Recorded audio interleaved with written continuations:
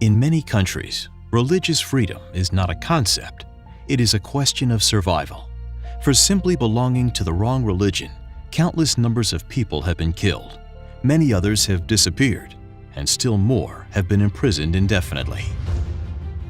Researching over a 2-year period, from 2016 to 2018, Aid to the Church in Need's Global Religious Freedom in the World report seeks to highlight areas of the world where religious persecution limits the rights of individuals to practice their faith and indicates the improvement or decline of religious freedom in each country. Analyzing 196 countries, the report finds evidence of significant religious freedom violations in 38 nations. Within these, the situation for minority groups in the last 2 years has worsened in 18 countries, almost half. In many of these top violators, including North Korea, Saudi Arabia, and Eritrea, the situation was already so bad it could scarcely get any worse. Religious freedom conditions improved in only 2 countries, Iraq and Syria, both top offenders in 2016. An emerging trend is the crackdown on religious freedom from a growing number of authoritarian regimes around the world. This aggressive nationalism, hostile to religious minorities, has worsened to the degree that the phenomenon can be called ultranationalism.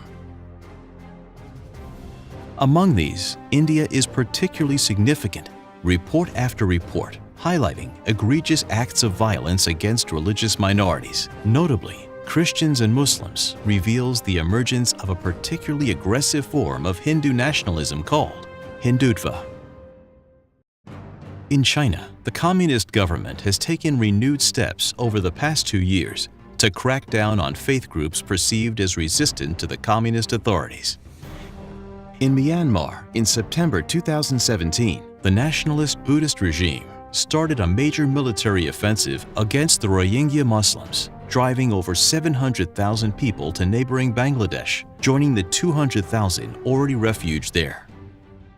Religious nationalism has provoked a growing intolerance against religious minorities in Russia and Kyrgyzstan, resulting in degrading of their classification to the category of discrimination. In Turkey too, in response to the failed July 2016 coup, minority faith groups have increasingly come under renewed pressure.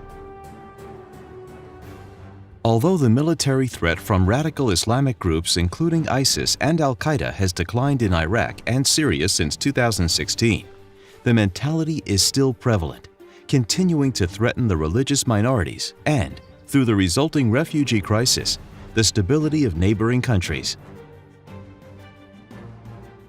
The threat from fundamentalist Islam has since spread to other countries. For example, in Africa, where a new front of Islamic fundamentalism, supported in part by Arab states, is erupting with devastating consequences for religious minorities, notably Christians.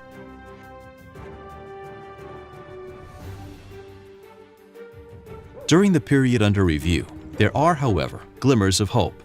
The loss of territory seized by extremist groups in Syria and Iraq mirrors similar losses experienced by other radical groups like Boko Haram in northern Nigeria, as well as a sharp decline in militant Islamist violence in both Tanzania and Kenya. The stability afforded by the military defeat of these groups has allowed religious minority groups to consider returning to their homes. In Iraq, for example, as of June 2018, reports show that almost 50% of the total number of people who had fled from Qaraqosh had returned to the town. While Islamic fundamentalism has been pushed back in some regions, in others it has expanded. The report reveals an upsurge of terrorist attacks in the West, most notably in Europe. As these attacks demonstrate, the threat posed by extremism has now become universal, imminent, and ever-present. As such, this threat, named in the report as neighborhood fundamentalism, risks to create a culture of suspicion and distrust, potentially fracturing once harmonious societies. Despite evidence to the growing threat of religious fundamentalism around the world, to date, little has been done to convert words of concern into an agenda to defend and uphold religious liberty. The facts in the report show that there is a barrier of indifference, behind which the suffering of religious minority goes largely unnoticed. Religious illiteracy and apathy blinds the West to the surge in persecution perpetrated by a growing ultranationalism and extremism against minority faith groups.